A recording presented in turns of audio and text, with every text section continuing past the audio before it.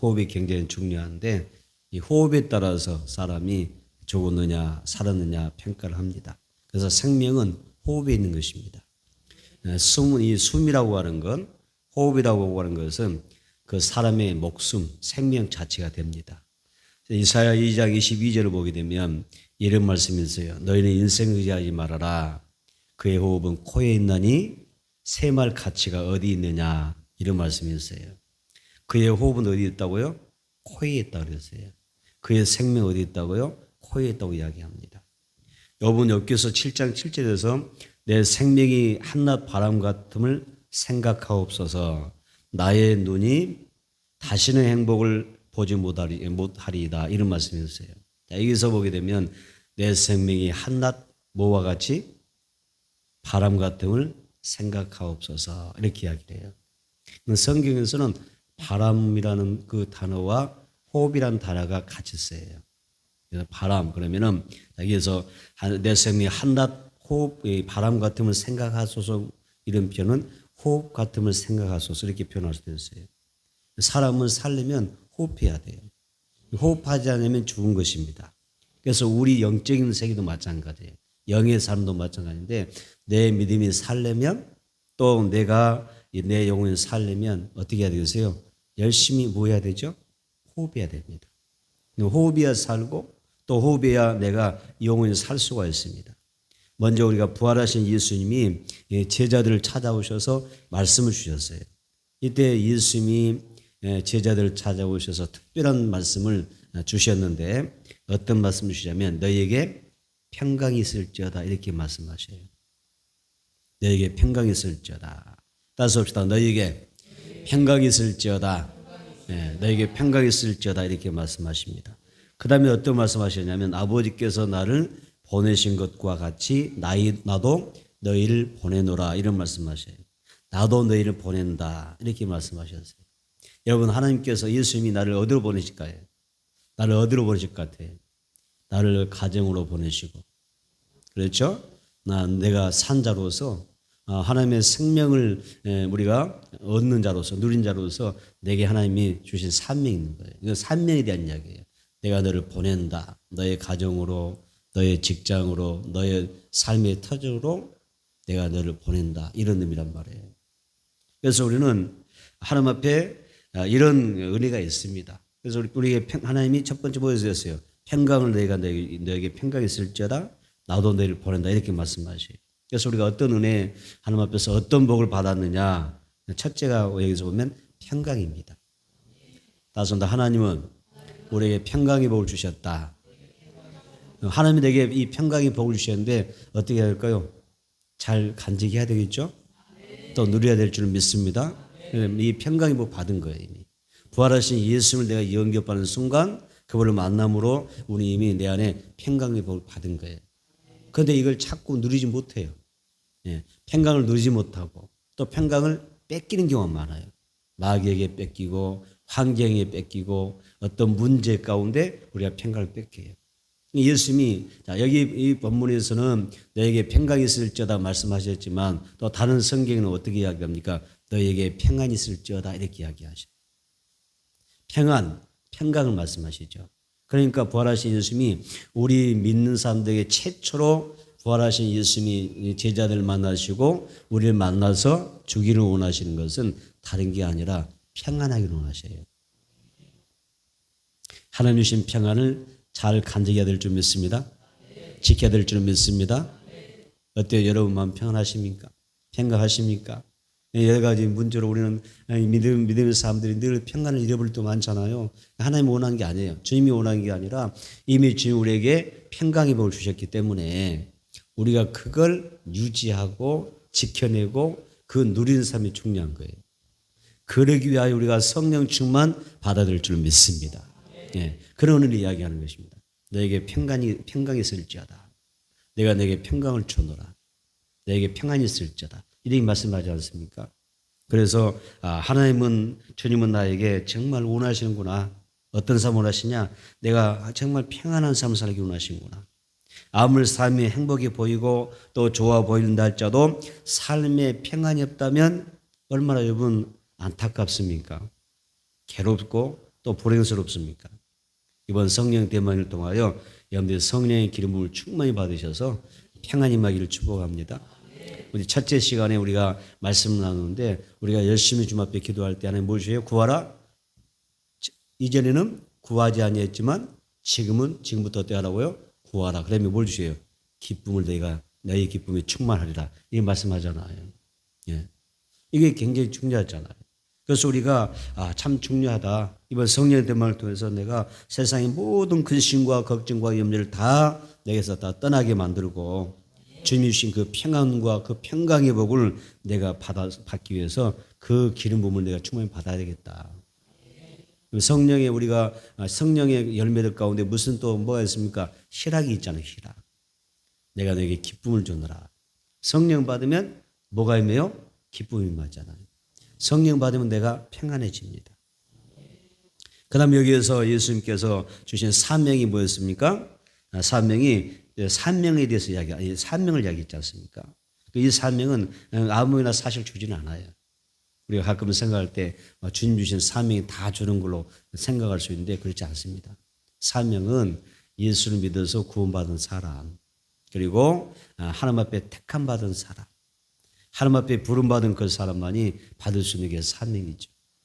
예수님 당시에 예수님이 부활하시고 제자들 만나셨을 때 다 모든 사람, 세상 모든 사람 불러놓고 사명 주시지 않았잖아요. 아버지께서 내게 나를 보내신 것처럼 나도 너희를 보낸다고 할 때 제자들을 지목하셨거든요. 그래서 하나님 앞에 내가 교회에 나와서 예수 믿고 구원받아서 내가 사명자가 됐다는 것, 또 사명을 맡았다는 것, 나에게 어떤 직분이 있다고 하는 것도 엄청난 축복이죠. 우리는 감사해야 돼요. 나 같은 죄인을 사랑하셔서 내게 뭘 주셨으니까? 직분 주셨으니까. 성령은 성령을 받게 은사를 받잖아요. 그 은사가 뭐예요? 사명에 필요한 것들이거든요. 여러분, 하나님이 나를 부르셨다는 것. 아멘. 하나님 나를 세우셨음을 고백하고 하나님 내게 사명을 주셨음을 고백하면서 우리가 주님 앞에 쓰여지기를 축복합니다. 따라서 합시다. 나는 사명자다. 하나님이 보내셨다. 하나님 나를 쓰신다. 아멘. 성령 충만 받고 쓰임 받기를 바랍니다. 교회에서도 우리가 사명으로 쓰임 받지만은 가정에서도 쓰임 받아야 돼요. 그렇죠? 교회에서도 열심히 직분자로서 사명으로서 열심히 충성 봉사해야 되지만은 내가 예수님 하신 그 말씀대로 내가 너희를 보낸다고 했거든요. 보낸다. 내 가정에 하나님 보내시잖아요. 사명자로 보내시거든요. 때로는 직장에도 사명자로 보내시거든요. 그러면 우리는 거기서 사명을 받은 사람으로서 우리가 하나님의 그 뜻을 펼쳐 나가야 되는 거예요. 네, 그렇죠? 그래서 우리가 하나님 앞에 이 사명에 대한 마음을 새롭게 다지는 그런 자리가 되기를 축복합니다. 그래서 우리에게 성령이 부어지면 이 믿음과 확신이 커져가는 것입니다. 나는 사명자다. 하나님 나를 세우셨다. 하나님 나를 보내신다. 나를 사용하신다. 그래서 우리가 기도 많이 해야 돼요. 하나님, 내가 내 가정에서 어떻게 주님 보내신 사명이어서 내가 살아갈 수 있을까요? 내 직장에서 내가 어떤 사명이어서 어떻게 살아가야 될까요? 어떻게 내 사명을 하나님 앞에서 감당할 수 있을까요? 이런 하나님 앞에 지혜를 구하는 것들이 필요하죠. 여러분, 기름 부음으로 세우신 그 자리, 보내신 그 자리에서 사명을 정말 기쁜 마음으로 잘 감당해낼 수 있는 여러분들이 되기를 축복합니다. 두 번째는 예수님의 제자들에게 이제 성령을 받으라 말씀하시죠. 자, 보세요. 예수님이 부활하신 예수님이 오셔서 첫 번째 말씀해 보세요. 너에게 평강이 있을지어다. 두 번째 뭐죠? 내가 너희를 보내노라. 사명을 주시죠. 그 다음에 세 번째 주시는 게 뭐냐면 너희 뭘 주셔요? 제자들에게 성령을 받으라 이렇게 말씀하셔요. 자, 평강이 있으라. 자, 평강이 있으라. 그 다음에 사명. 내가 너를 보낸다. 그리고 너희가 성령을 받으라. 이렇게 말씀하셨어요. 요한복음 20장 22절을 한번 읽어볼까요? 자, 요한복음 20장 22절 시작. 이 말씀하시고 그들 향하사 숨을 내쉬며 이르시되 성령을 받으라. 아멘. 여기서 숨을 내쉬며 몇 줄 보내세요. 숨을 내쉰다. 예수님이 숨을 내쉬며 뭐라고 하십니까? 성령을 받으라 하십니다. 자, 예수님은 저희를 향하사 제자들 향하사 숨을 내쉬며 성령 받으라고 하셨습니다. 부활하신 예수님은 제자들 향해서 숨을 내쉬며 성령 받으라고 하셨는데 왜 예수님께서 그 제자들 향하여 그들 향하여 서시고 숨을 내쉬며 말씀하셨을까요? 왜 이 표현이 들어가야 될까요? 우리가 대화할 때 굳이 이 단어를 숨을 내쉬며라고 하는 이 문장을 넣을 필요 있어요, 없어요? 어쩌면 그냥 쓰면 되거든요. 예수님이 제자들 향하사 성령 받으라 이렇게 말씀하셨다 표현할 수 있잖아요. 그런데 여기는 숨을 내쉬며라고 하는 단어를 앞에 딱 두는 거예요. 왜 그럴까요? 그냥 그렇게 가볍게 우리에게 느껴지는 내용이 아니거든요. 그래서 여기서 보게 되면 예수님이 숨을 내쉬며 여기는 주님의 이 행동은 분명한 의도가 있는데 어떤 의도가 있느냐 그 말입니다. 첫째로 주님은 자신의 호흡을 친히 제자들에게 불어넣어 주기를 원하셨어요. 예수님의 호흡을 그들에게 불어넣어 주기를 원하셨다. 먼저 알아야 될 것은 구약 성경과 신약 성경에서 성령을 영이라고 표현하지 않습니까? 그래서 성경에 보면 하나님이 성령을 하나님의 영, 또 성령을 예수의 영, 때로는 어떨 때는 그리스도의 영, 예수 그리스도의 영이라고 표현해요. 성령을 그래서 성령은 우리가 성령 볼 때 하나님의 영, 그리고 예수 그리스도의 영, 예수의 영, 그리스도의 영 이렇게 표현들을 해요. 이런 의도가 있습니다. 그래서 구약과 신약 성경에서 하나님의 영이라고 성령을 이야기하는데 창세기 2장 7절에 보니까 이를 한번 성경 볼까요? 창세기 2장 7절 한번 보겠습니다. 창세기 2장 7절 한번 보겠습니다.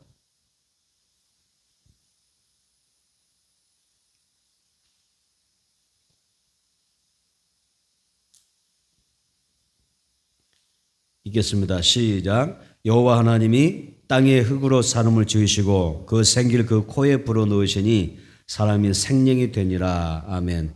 생기를 그 코에 불어넣으시니 사람이 생명이 되니라 이렇게 말씀하셨어요. 그래서 구약에서 성령은 히브리어로 뭐라고 한다고 그랬죠? 루아흐라고 그랬죠. 그렇죠? 루아흐라고 그래요. 이 루아흐의 뜻은 움직이는 공기란 뜻이었어요. 움직이는 공기, 루아흐, 이걸 우리가 성령을 히브리어로 구약에서는 이렇게 표현했어요. 그러니까 여기서 생기를 그 코에 불어넣으시니 하나님이 땅에 흙으로 사람 주시고 생기를 그 코에 불어넣으시니 뭘 불어넣으세요? 루아흐를 불어넣었잖아요. 그 루아흐가 뭐라고 하세요? 성령이라는 거예요. 예. 그래서 그 성령을 생기를 그 코에 불어넣으시니 이렇게 말하죠. 그때 생명이 된지라 영적 존재가 되니라 하나님을 예배하는 삶이 되었다는 이야기. 에스겔 37장 10절에 보면 볼까요? 자, 에스겔 37장 10절. 에스겔 37장 10절입니다. 읽겠습니다. 생기가 그들에게 들어가매 그들이 곧 살아나서 이로 서는데 아멘. 에스겔 37장 10절에 생기가 그들에게 들어가매 생기가 들어가요. 아까 생기가 뭐라고 그랬죠? 루아흐라고 그랬죠. 그 생기는 하나님의 영을 뜻하잖아요. 하나님께서 흙으로 사람을 창조하시고 나서도 이렇게 그 코에 생기를 불어넣어 주셨어요. 또 하나님께서 어떻게 하셨습니까? 에스겔의 그 골짜기에 많은 사람들에게도 죽은 사람을 죽은 자를 살릴 때도 마찬가지로 생기를 어디에 부어넣어요? 그들에게 생기가 들어가게 하시고 어디에 들어갑니까? 그 코에 들어가게 하시는 거죠. 구약에서는 성령을 루아흐라고 그러고요. 그럼 신약에서는 성령을 뭐라고 그러죠? 성령 뭐라고 그런다고 그랬죠? 푸뉴마라 그러죠. 푸뉴마 그래요. 퓨마가 아닙니다. 정신 바짝 차리세요. 퓨마가 아니라 뭐라고요? 예. 그럼 안 잊어먹겠죠. 예. 성령을 우리가 신약에서는 푸뉴마라 그래요. 그 의미는 루아흐에 나오는 그 루아흐와 의미가 같아요. 구약의 루아흐라는 단어와 신약의 푸뉴마라는 단어는 같은 의미예요. 예. 다만 단어 읽기에 따라 다를 뿐이지 내용은 같아요. 그래서 영을 뜻하는 루아흐나 푸뉴마는 똑같이 생명을 주시는 하나님의 영으로서 성령으로서 우리에게 생명을 주시는 숨이 되고 호흡이 되는 것입니다. 예. 또한 헬러 원문에서 보면요, 하나님의 영을 푸니마호 데오스라 그래요. 하나님의 영을 뭐라고 그런다고요? 자, 여러분 한번 해보세요. 오늘 또 단어는 멋진 단어 배우시네요. 한번 시작. 호 할 때 호. 네. 다시 한번 푸니마 호 데오스. 네. 푸니마 호 데오스라고 그래요. 그래서 우리가 하나님의 영을 이렇게 이야기합니다. 이 말의 뜻은 뭐냐면 하나님의 본질, 하나님의 그 속성은 바로 영이시다 이런 뜻이에요. 그러니까 하나님은 영이시니 하나님 영이시니 예배한 자가 신령과 진리로 예배할지나 푸니마호 데오스예요. 그러니까 하나님 영이시다. 하나님은 성령이시다. 하나님 예수님께서 제자를 향하여 서시고 제자를 향하여 서시고 무엇이었어요? 숨을 내쉬며 호흡이 뭐예요? 영이잖아요. 영이 하나님의 바람, 움직이는 공기, 루아우 그렇죠? 그 생명의 바람을 불어넣으시요. 코에 불어넣으신 거예요. 숨을 내쉬며 가라사대 성령을 받으라 이렇게 표현하신 것입니다. 이런 행동을 예수님께 보셨어요. 이 성령 받으라 이 말씀이 나중에 구체로 어디에서 나타나냐면 사도행전 2장에 나타나잖아요. 오순절 오순절의 사건을 통해서 오순절 남아 제자들이 120명의 문도들이 함께 모여서 기도할 때 마가다락방에서 성령 충만히 받았잖아요. 자, 이런 장면이었습니다. 그래서 예수님이 성령님은 예수님의 영이신데 예수님은 호흡이라는 그런 어떤 상징적인 행위를 통해서 자신의 그 생명력이 넘치는 영을 제자들에게 불어 넣어주신다고 하는 그런 표현인 것입니다. 그래서 예수님의 이 행동은 우리에게 분명한 메시지를 주죠. 다시 말하면 따스럽다. 예수님을 떠나서는 성령을 받을 수 없다. 그 말씀하는 거예요. 다시 한번 예수님을 떠나서는 성령을 받을 수 없다. 그래서 예수로 충만한 사람이 성령 받는 것입니다. 다시 합시다. 예수로 충만하자. 그래서 우리 건드려도 예수가 나와야 되잖아요. 어떤 사람은 툭 건드리면 예수라고 나온대요. 네. 옆에서 누가 딱 찔러도 예수가 나온대요. 그때 어떤 사람은 예수 이렇게 딱 찌르면 뭐가 나와요? 좀 마귀가 나오려고 그래요. 예수로 충만해야 되는데 뭐 좀 속상하게 하고 막 상처 주고 누구 옆에 찌르고 뭐 이렇게 자존심 상하게 되면 대부분 뭐가 나와요? 막 이게 짜증 나고 막 혈기를 부리고 막 욕이 나오고 그렇게 튀어나오잖아요. 그게 마귀지 뭐겠습니까? 근데 우리 예수로 충만해야 돼요. 예수로 충만한 사람은 성령 충만 받을 수가 있고 예수로 충만한 사람이 성령의 그 충만함을 누릴 수가 있는 거예요. 여러분 예수로 충만합시다. 예수로 삽시다. 그래서 예수로 충만한 사람이 성령 충만할 수 있다. 사도행전 2장에 보게 되면 오순절 날에 급하고 강한 바람 같은 성령이라고 있죠. 급하고 강한 바람 같은 성령이 오셨다고 이야기합니다. 여기서 급하고 강한 바람 같은 뭐냐면 하나님의 호흡을 이야기합니다. 그래서 여러분 바람은 다르게 말하면 호흡이라는 이야기거든요. 호흡이라고 이야기하고 있는데 자, 여기서 보게 되면 바람 같은 성령, 급하고 강한 바람 같은 성령이 있었다. 하나님의 호흡에는 결코 우리가 거부할 수 없는 그래서 그 바람 급하고 강한 바람 같은 성령이 오셨을 때에 여러분 모든 사람들의 영이 살아나는 것을 볼 수가 있습니다. 또 창세기 2장에 보게 되면 하나님이 인간을 창조하실 때 어디다 생기를 불어넣습니까? 그 코에 생기를 불어넣으셨습니다. 그래서 창세기 2장 7절 여호와 하나님이 땅의 흙으로 사람을 주시고 생기를 그 코에 불어넣으시니 사람이 생명이 되니라 이렇게 말씀하셨어요. 이것은 무엇을 이야기하냐면 우리의 삶은 하나님의 호흡으로 주어진다는 거예요. 호흡이 된다. 그래서 우리의 믿음이라든지 우리 영적 생활은 하나님의 호흡이라고 하는 성령으로 살아갈 수가 있어요. 자, 사람이 호흡하지 않으면 죽었죠. 호흡하지 않으면 죽은 사람이죠. 호흡하기 때문에 여러분 살아있는 거 아니에요? 어제 오늘 저녁 식사 안 하셨어요? 어제 대답이 시원찮은 것 같아가지고 여러분 숨을 내쉬지 않으면 죽었잖아요. 호흡하지 않으면 죽은 것처럼 우리가 성령 충만한 사람은 호흡하는 거예요. 무엇으로? 성령으로 호흡하는 거예요. 열심히 성령이 호흡하는 사람, 성령으로 충만해서 성령 사는 사람이 영적으로 지금 호흡하고 있다는 뜻이거든요. 그 다음에 에스겔 37장, 에스겔의 마른 뼈 환상이 나왔는데 생기가 불자 마른 뼈가 있는 역사에 나왔습니다. 그래서 오늘 이 시대에도 마찬가지로 마른 뼈들이 참 많습니다. 하나님의 생기, 하나님의 호흡, 그 성령의 그런 호흡들이, 바람들이 우리의 심령 가운데 차고 넘치는, 불어지는 역사 있게 되기를 축복합니다. 그래서 생기의 바람이 불어오면 다 살아요. 여러분의 가정도 생기의 바람이 불어야 될 줄 믿습니다. 생기의 바람이 불기를 바랍니다. 오늘자에 기도할 때 기도 많이 하세요. 생기의 바람, 생기가 내 가정에 불어오게 하소서. 아멘. 살아나게 해주세요. 고린도전서 10장 31절 볼까요? 고린도전서 10장 31절 33절 말씀입니다. 네, 고린도전서 10장 31절 33절의 말씀입니다.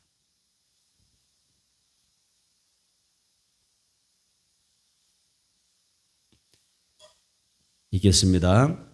그런즉 너희가 먹든지 마시든지 무엇을 하든지 다 하나님의 영광을 위하여 하라.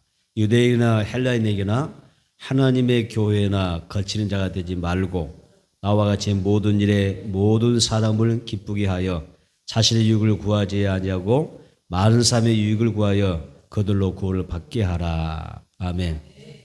성령으로 호흡하는 사람은 어떤 삶을 산다고요? 여기에 나온 게 성도의 삶을 이야기하는데, 성도의 그 삶의 목적이지 않습니까? 성령 충만한 사람은 이렇게 살아야 돼요. 믿주셨습니다. 31절 다 하나님의 영광을 위하여 하라.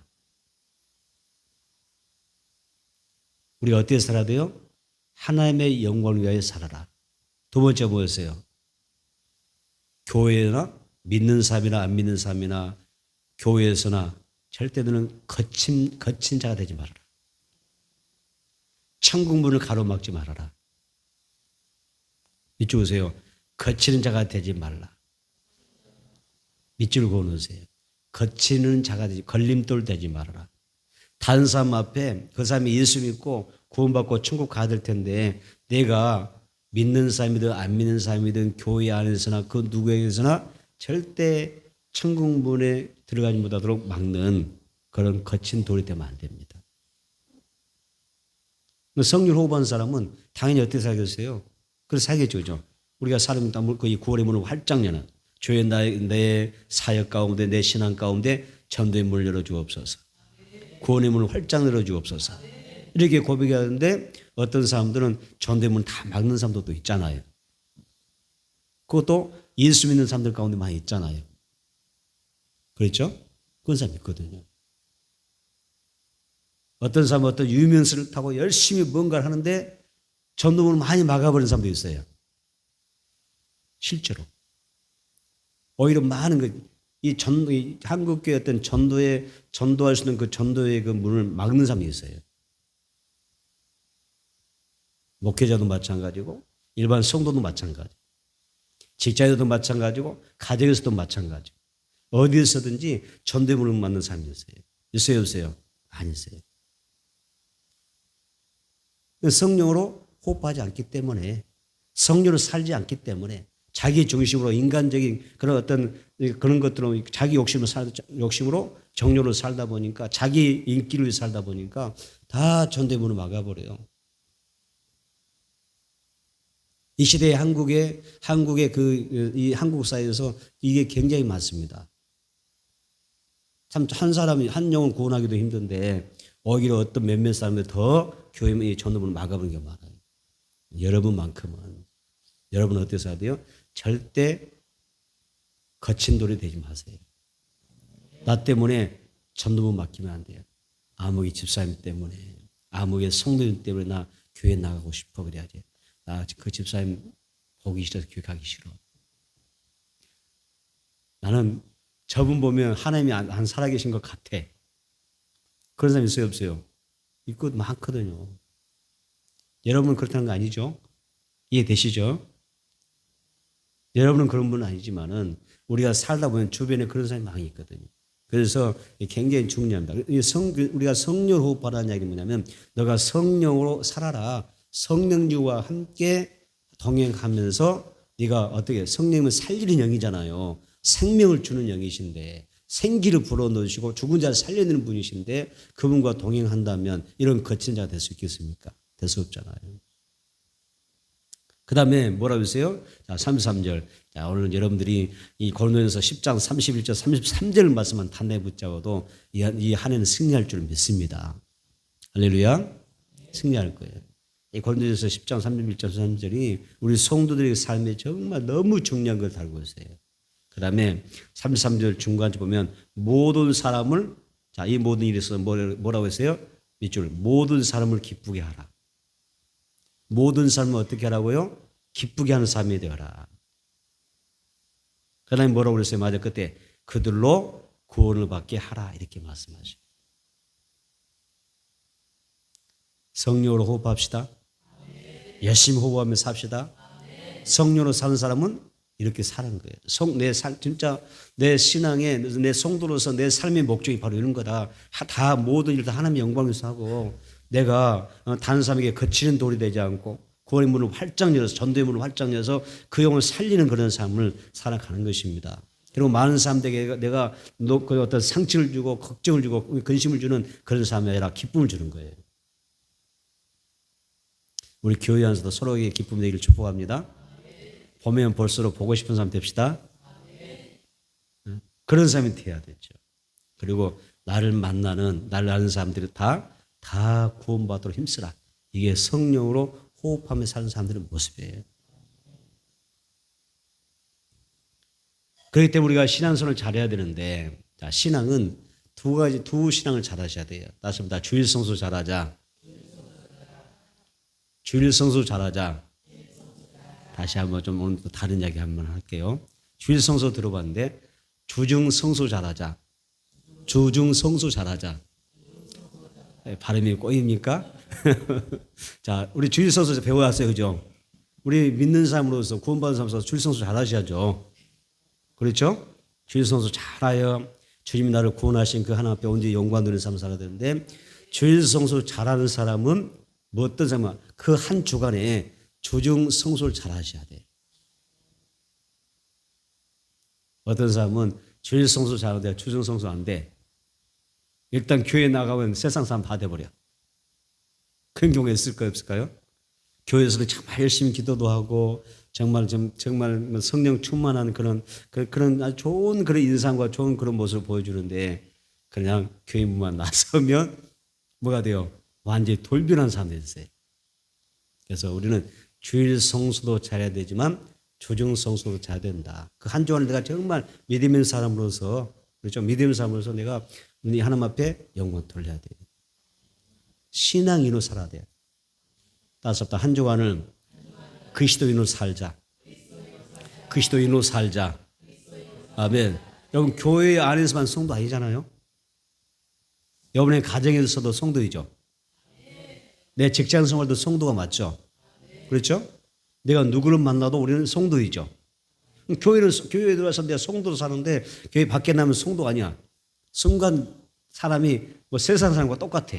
그거 아니란 말이에요. 그래서 우리가 주일 성수 차려야 되고 정말 중요한 게 이렇게 정말 우리가 복 받기 위해서 열심히 예배하고 하나님 앞에 그렇게 영광 돌렸는데 주중에 신앙 성수도 잘 해내는 그런 것들이 필요하다는 것입니다. 왜? 하나님의 주일 성수 잘하는 사람 그 주중에 그가 어떠한 삶을 사냐에 따라서 더 많은 은혜로 채워주시기 때문에 그렇습니다. 하나님의 말씀대로 많은 사람에게 유익을 주기도 하고 우리가 그렇게 살아간다면 이 세상이 밝아지지 않겠습니까? 그래서 우리는 하나님 나를 부르신 그 목적에 따라서 신실하게 살아가는 게 중요하다. 하지만 우리 인간이 너무 약하잖아요. 너무 연약하고 부족합니다. 그래서 조금은 우리가 말씀 안에서 변화될 수 있지만 우리가 완벽하게 또 살다 보면 그렇게 완전한 모습은 보이지 않아요. 우리에게 많은 부족함도 있고 또 여러 가지 허물도 우리의 잘못도 드러나기도 하죠. 연약한 모습이 보입니다. 우리가 그런 인간이기 때문에 우리가 완전히 변화되는 것은 불가능합니다. 그래서 우리가 뭐 하는 거죠? 성령님의 도우심을 구하는 것입니다. 예, 나는 연약하니까. 하나님의 목적대로 살아드려야 되는데 내 힘으로 살아드릴 수 없으니까.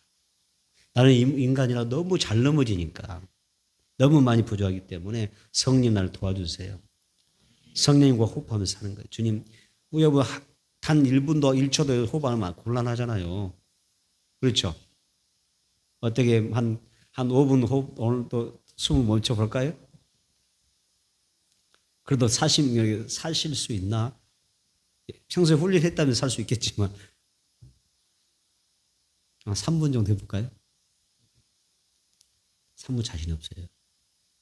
숨을 쉬지 않고 한 1분만 있어도 벌써 얼굴이 빨개지고 그냥 핏대가 오르고 그냥 죽을라 할 거예요. 성령과 호흡하는 거예요. 나는 성령으로 살죠. 아멘. 나는 다시 한다. 나는 성령으로 산다. 성령으로만 산다. 네. 이게 성령으로 호흡하는 거예요. 성령으로 호흡하면서 사는 것입니다. 성령에 따라서 우리의 신앙이 여러분 존재할 수가 없습니다. 성령님께서 역사해 주셔야 됩니다. 그래서 성경에 보게 되면 많은 믿음의 그런 조상들 있잖아요. 믿음의 그 선진들이 있는데 그들도 다 약했어요. 항상 넘어지고 쓰러졌어요. 아브라함도 많이 쓰러졌죠. 그렇죠? 아브라함의 실수도 많았잖아요. 이삭은 별거였습니까? 마찬가지죠. 야곱도 얼마나 쓰러졌습니까? 요셉도 쓰러졌습니다. 다윗, 이스라엘 역사 가운데 정말 위대한 왕이라고 하는 다윗도요. 그의 일생을 놓고 보세요. 얼마나 실수가 많고 연약함이 드러나게 보세요. 연약합니다. 또 이 땅에 교회가 세워져서 그 교회 역사 가운데 믿음의 선배들이 많이 있는데 그들도 다 완벽하진 않습니다. 다 불완전하고 부족한 사람들이었죠. 그런데 그 믿음의 사기들과 믿음의 선배들이 그렇게 훌륭한 신앙의 목적을 이루어가면서 살 수 있었던 것은 자기 힘을 의지하지 않냐고 누구의 힘을 의지했기 때문에 성령을 의지했기 때문에 승리할 수가 없었다는 이야기입니다. 성령님께서 역사해 주셔야 됩니다. 여러분 인생 가운데 성령 역사해 주셔야 될 줄 믿습니다. 스가랴 4장 6절에 이렇게 이야기하지 않습니까? 이는 힘으로 되지 아니하며 능력으로 되지 아니하고 오직 나의 영으로 되느니라. 이런 말씀이었습니다. 그러니까 성령으로만 된다 그런 이야기입니다. 우리가 성령으로 따라 살 때 또 성령으로 우리가 호흡할 때에 성령의 열매가 맺히는 것입니다. 그래서 우리는 살다가 늘 이렇게 고백하죠. 나에게는 선한 것이 하나도 없습니다. 이런 고백이 됐습니다. 여러분 우리가 찬양도 그런 찬양이 있던 것 같은데 선한 것이 하나도 없습니다. 찬양이 가사 있었죠.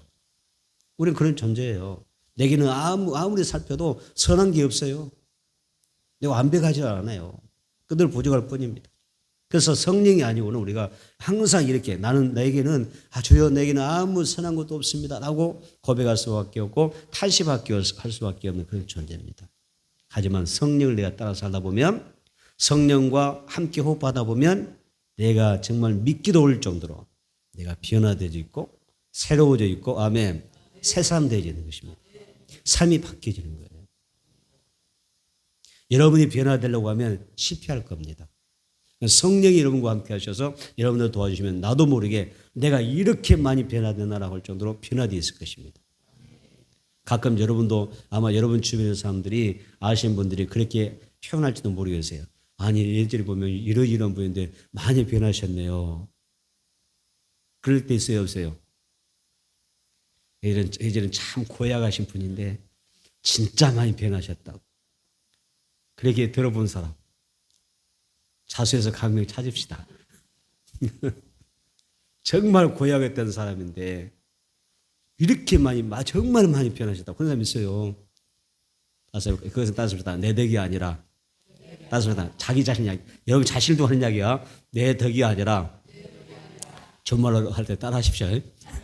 내 덕이 아니라 성령님의 덕이었습니다. 아멘. 성령님 이렇게 변화시키시는 거예요. 나를 새 사람 만들어주시고 다른 사람이 다 알아보게 해요. 변화된 것을 보게 눈으로 보게 하셔요. 그때마다 고백하셔요. 내가 막 열심히 노력해서 내가 애를 쓰다 보니까 이렇게 좋아졌다고 이렇게 말하지 말고 내 덕이 아니라 누구도 성령님의 덕이었잖아요. 성령님이 그렇게 나를 만들어주신 거예요. 할렐루야. 그래서 우리가 이렇게 정말 감사하게 되고 만족하게 되고 또 우리가 신령한 그런 기쁨을 갖게 되고 때에 따라서 우리가 이웃에게 이웃에게 유익도 주기도 하고 또 믿지 않는 사람에게 구원을 주는 그런 삶이 되는 것입니다. 좀 더 구체적으로 정리하면 이제 성령으로 호흡하려면 어떻게 해야 될까?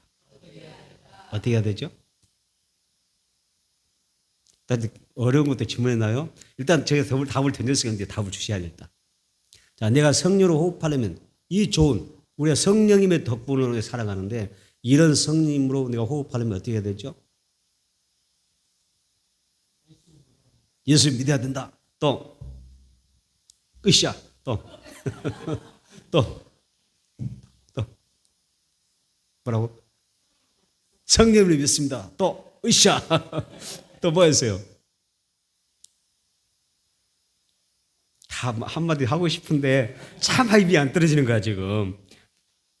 이걸 말하면 이게 맞다 할지 틀리다 할지 모르기 때문에 망설이고 있는 거예요. 이거 맞습니다. 많은 기도를 필요로 한다. 예. 성령으로 호흡하며 살려면 많은 기도가 필요해요.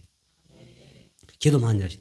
기도라는 게 보통 그 목사님들이나 여러분들이 하는 이야기가 어떤 이야기냐면 기도는 아무리 강조해도 지나치지 않습니다. 그래요. 우리 한번 손 들고 해볼까요? 기도는 아무리 강조해도 이 손 표현이 중요합니다. 지나치지 않습니다. 할렐루야. 그러니까 어제도 우리가 기도 많이 들었잖아요. 오늘도 듣잖아요. 아마 주로 오전에도 기도에 대한 이야기 했던 것 같은데. 그죠? 기도는 너무 중요해서 우리가 아무리 기도를 강조하고 하라고 말할 때 지나치지 않는다. 만약 우리 성도들이 기도합시다 하면 에이 떠들어야 돼. 그 기도를 하면 떠들어야 돼. 그 불편함을 느끼고 있다면 미안하지만 더 들어야 돼. 그런 것들. 살 길이 거기 있기 때문에. 마음의 준비 안 됐다는 이야기잖아요. 자꾸 이렇게 기도를 자꾸 이렇게 하라고 하지. 오늘 또 들어도 또 내일 또 들고 나는 뭐 되게 들었냐? 이게 무슨 하면 기도할 준비가 되어 있다 안 되어 있다? 안 되어 있단 말이에요. 그래서 성령으로 호흡하려고 하면 많은 기도가 필요합니다.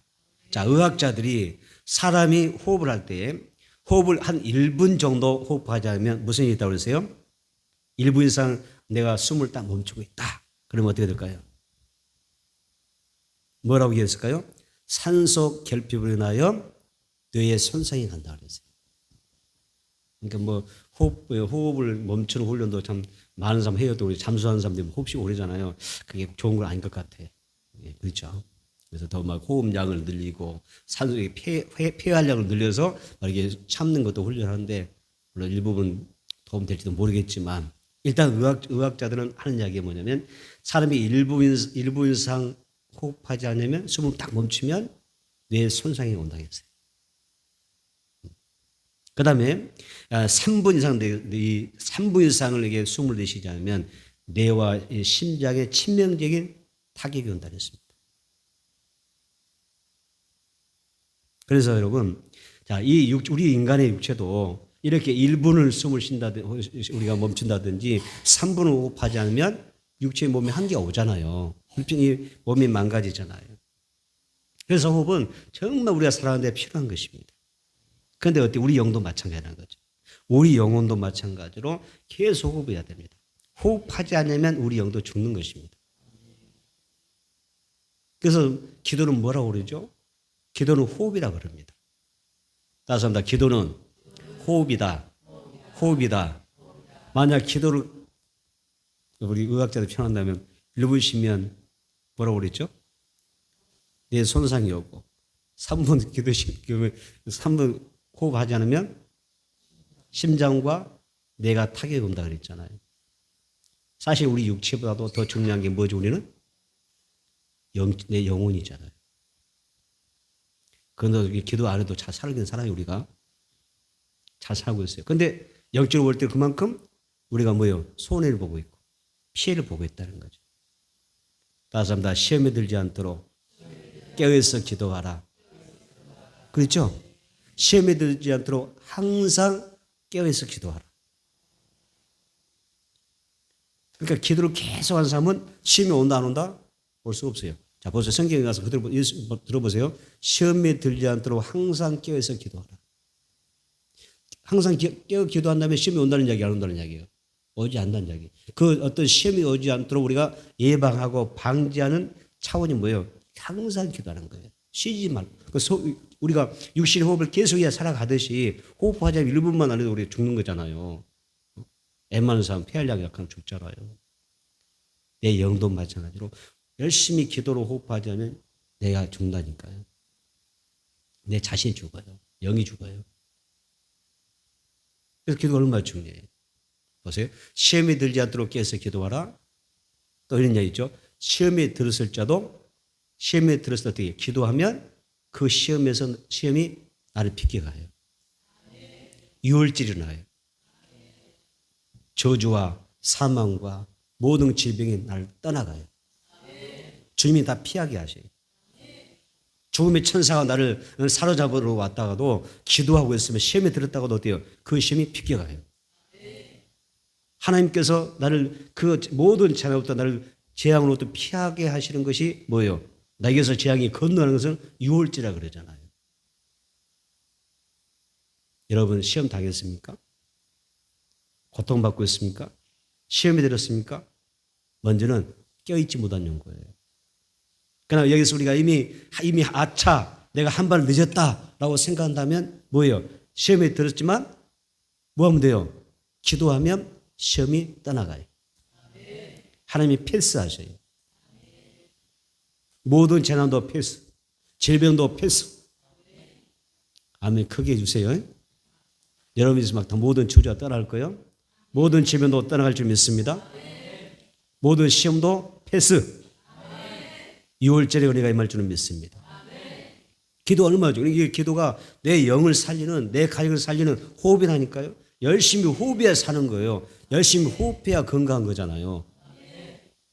여러분 호흡하지 못하는 사람이 보통 어디에 있던가요? 다 중환자실에 있잖아요. 안타깝습니까? 그래서 아무 의식도 없이 그냥 내일을 기대하지 못하고 그죠?